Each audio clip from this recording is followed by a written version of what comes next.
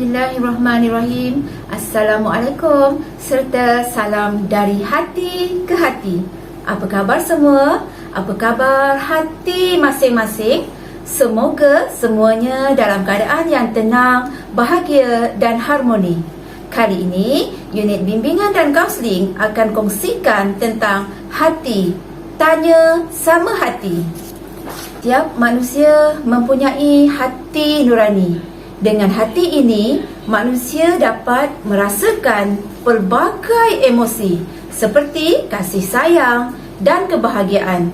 Tetapi ada ketika hati juga merasa sakit akibat kesedihan yang mendalam. Perasaan ini dipengaruhi oleh situasi atau peristiwa yang dialami.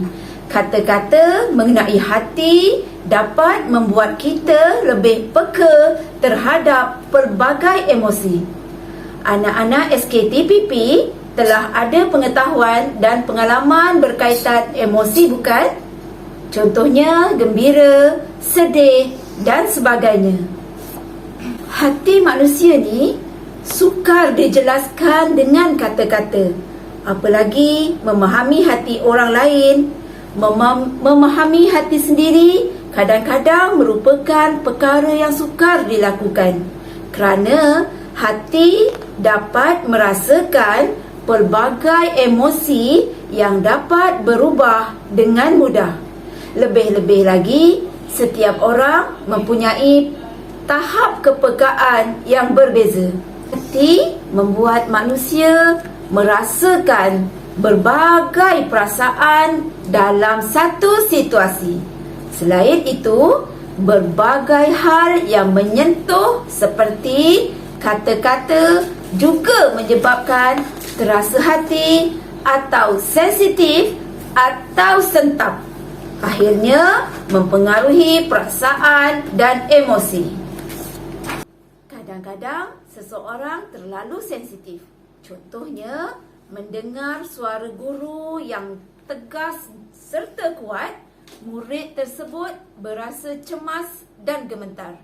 Sebenarnya, saling memahami hati adalah perkara penting yang harus dilakukan.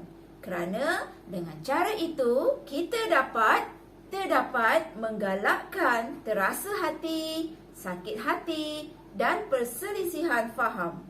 Hati tidak hanya digunakan untuk merasakan emosi.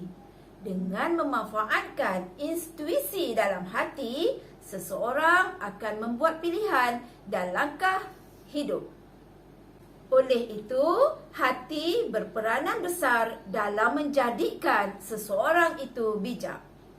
Dengan hati, manusia bukan sahaja dapat merasakan emosi atau perasaan. Lebih lagi itu, hati juga digunakan untuk menafsirkan. Lebih dari itu, hati juga digunakan untuk mentafsirkan segala sesuatu dalam kehidupan. Hati juga menuntun seseorang untuk dapat mempelajari hikmah di sebalik kejadian. Hati tidak hanya merasa gembira. Selalunya, peristiwa sedih hanya meninggalkan kesedihan dan luka di hati yang sukar untuk disembuhkan.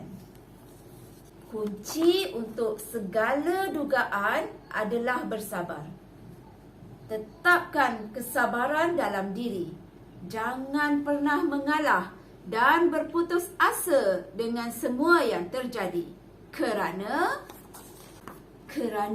yang terjadi itu pasti ada hikmah di sebalik kejadian.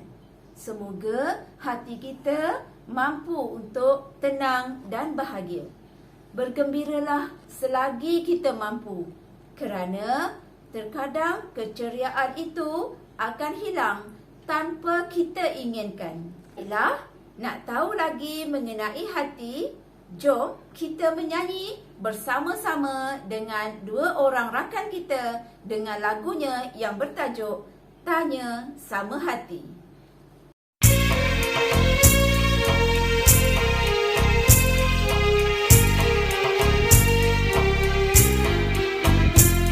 Tanya sama hati apa